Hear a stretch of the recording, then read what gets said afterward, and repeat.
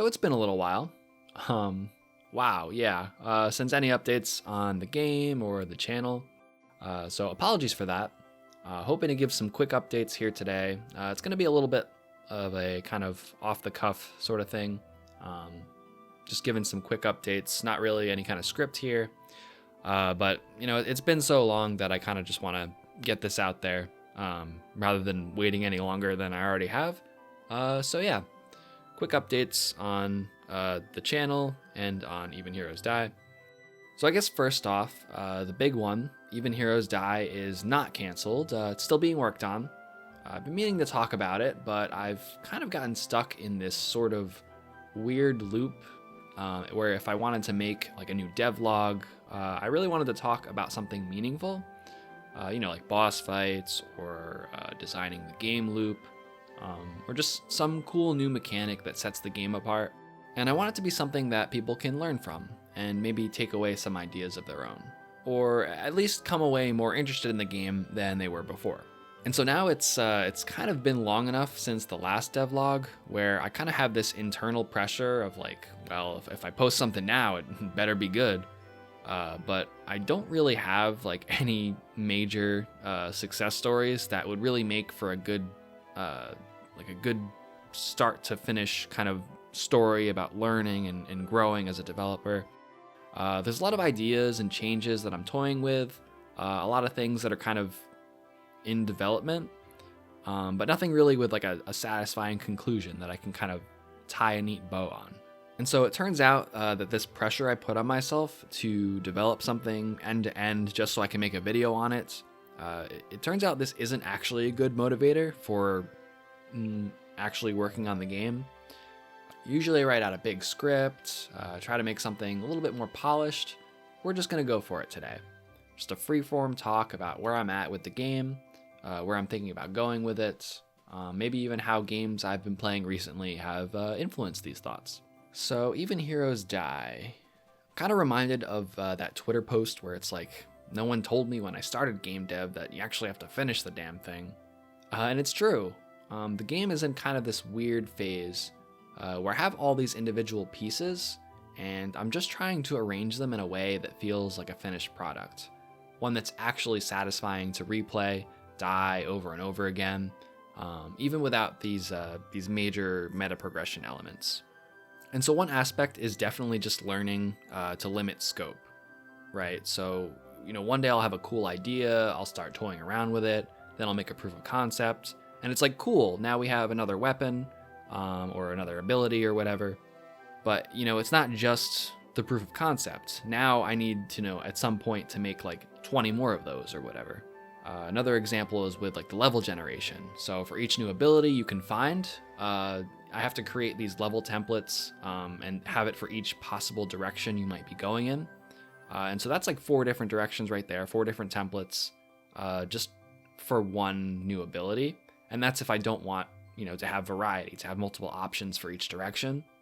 And so that can quickly add up, especially as you try to add more and more abilities.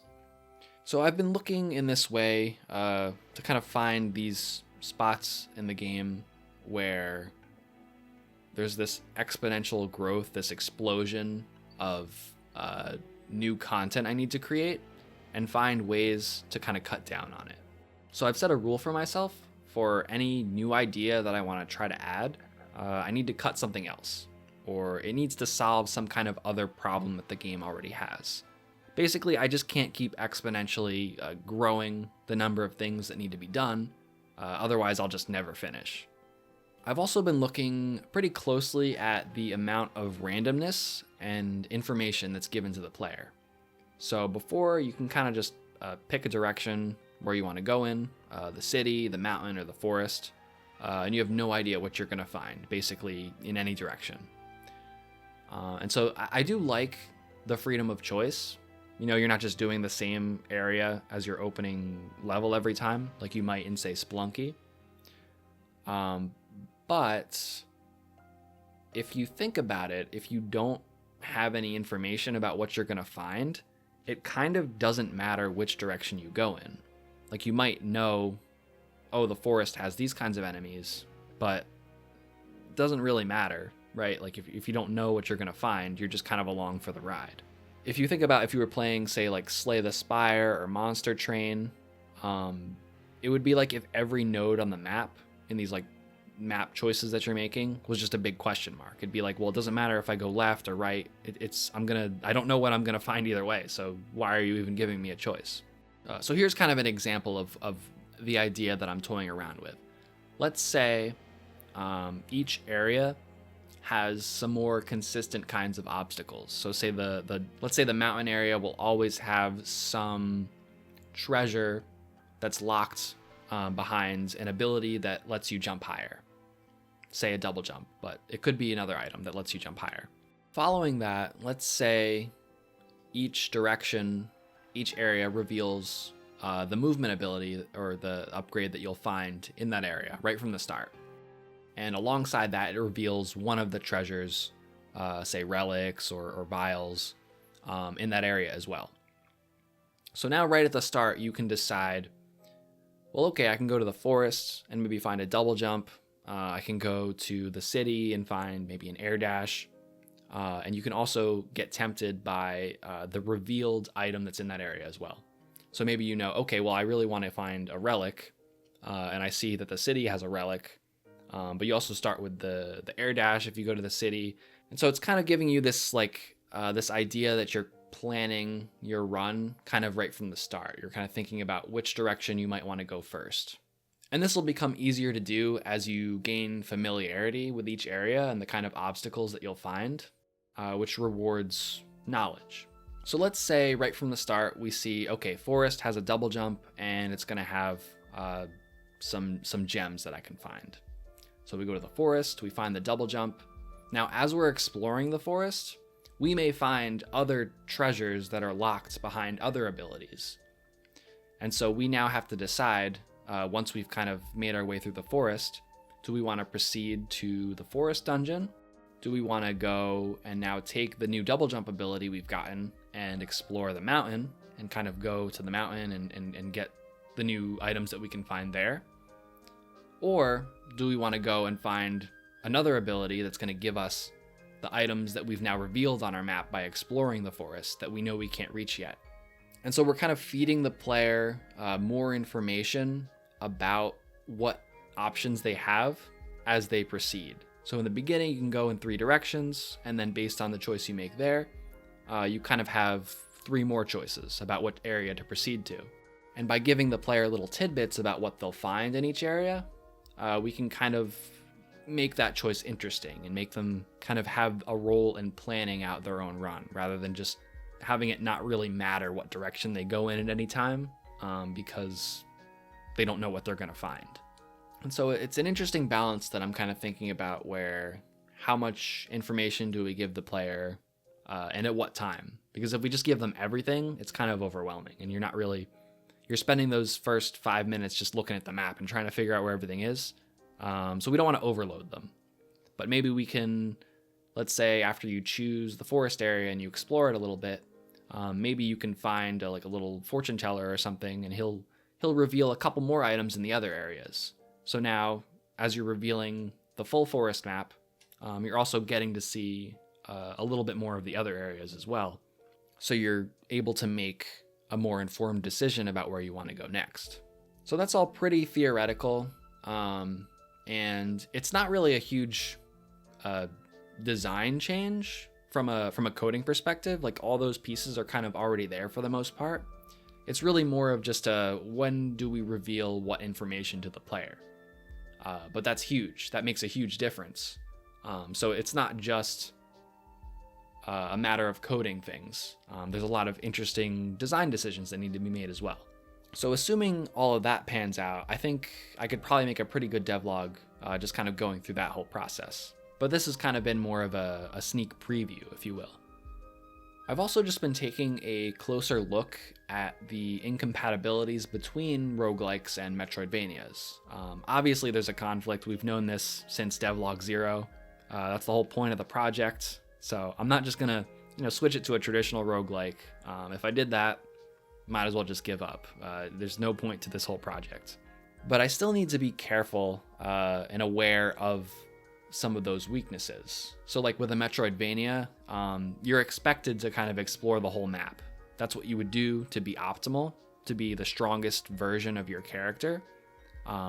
If you want to win, if you want to beat the final boss, that's kind of the optimal thing to do. But in a roguelike, it's not necessarily fun to kind of go back and cover every single corner of the map and look at every branching path. It becomes a grind after a while. You're going to get burnt out. You know, you're playing these roguelikes, you want to be in and out in like an hour. But luckily, we already have an idea that's addressing this. There's a time limit, right? The world is ending, essentially. So if the player doesn't have enough time to explore the whole world before they run out of time, before the curse gets them, that's okay. Maybe certain shops close because the shopkeeper, unfortunately doesn't make it by the end. Maybe even you have to do something to kind of keep them alive longer if you want to gain the spoils that they offer. Or maybe if you do let them pass away, you can take what they have for free. This is kind of an idea that's sort of similar to what they had going on in Unsighted, although that was a Metroidvania. It had a really interesting concept where as the game went on, more and more NPCs would basically die. You had to prioritize this limited resource you had called meteor dust, where you were keeping certain NPCs alive based on your relationship with them, if you wanted to get certain discounts from their shop by basically giving them this dust to keep them alive. And so that was a really interesting dynamic, and I think that could kind of work, or something similar could work here, where it's not just about finding an item, but also when you find it. Maybe you find it earlier in the run, it's good in some cases, and maybe if you wait, it's good in some cases. One last concept I've been thinking about is something that borrows a bit from Risk of Rain, this idea that the world becomes more hostile the longer that you're in it. So that can mean tougher enemies. Maybe it's because they have bigger stats. Maybe they, just have more HP or attack, although that's not super interesting. Maybe there's certain higher class enemies that only come out once your, let's say, danger level reaches a certain point. So like in the beginning, danger level's low, only the weaker enemies come out. But then once you get to a certain point, then the mid bosses, the mini bosses, the elite enemies, they start to come out. And so now backtracking becomes more hazardous because you're going to run into these tougher enemies. And this might actually influence your decision on where you want to go first, based on trying to avoid higher danger levels in certain areas that you might not like, or maybe you feel less confident in. It could also mean new level hazards too, like say water starts to become poisonous later on, more icicles falling from the ceiling, more thorns and spikes, those kinds of things. Basically, there's something really interesting at this game's core with the whole concept of being in a time loop. There's a lot of interesting things we can do with the world changing as time goes on, like magma rising, water freezing, plants growing. This is something I've always kind of planned to do, but it's going to mix really well here with trying to influence the players' decisions and give them interesting options about where they want to go first. So that's kind of where my thoughts have been at recently with Even Heroes Die, very much in the thinking about how to structure the game kind of space. There'll be more to follow up with on that once I kind of have a more concrete ending to the story. So now I guess I'll wrap up just by talking a little bit about the channel and maybe a few personal updates. So when I started this channel, I was maybe a few years into my first job. I was still living at home with my parents, and I could really just kind of grind out videos and code for hours after work. And since then, probably coinciding with my drop in upload frequency, are two things. I moved out of my parents' place, I got my own place, and I got a new job, and that's still my current job. And I would say my first job in terms of sheer work is probably the hardest, but this current job is just a lot more taxing on me because it's a lot more social. I mean, as social as a programmer job can be, but just a lot more people I'm working with, a lot more people I'm responsible for. You might be surprised to learn that I'm not a particularly social person, so it is a little bit draining, but I do enjoy it, and I think it's good for me. It's just a bit more taxing, and I just do have less energy to work after work. And on a much more positive note, in the past year, I've also gotten engaged. So I'm living with my fiance, lots of big life changes, wedding planning, the works. I will say that recording this has felt like a pretty big relief of pressure off my shoulders. I sometimes feel like there's a lot of pressure that builds up over the next video that I'm going to make. And the longer it's been, it just kind of gets worse. So I'm hoping that now that this is out there, I can kind of get some of that pressure off me, focus on making something more complete in my game that I can show off in a devlog. And also, now that I have an update on Even Heroes Die, I don't feel bad if I make a video about something that's not Even Heroes Die. Because I have wanted to talk about some of the other games I've played. A lot of really great games in the past year. But I kind of feel guilty sometimes, just because, I also want to give an update on Even Heroes Die. I know people have been waiting very patiently for the next devlog, so I did want to give an update on that before I, started posting random videos about other games. So yeah, I think that's about all the updates I wanted to give. Long story short, Even Heroes Die still being worked on.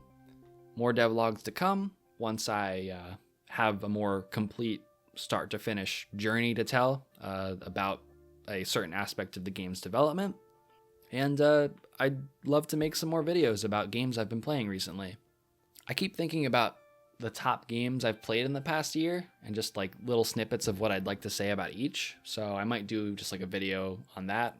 And then for some of my favorites, maybe I'll do full videos for.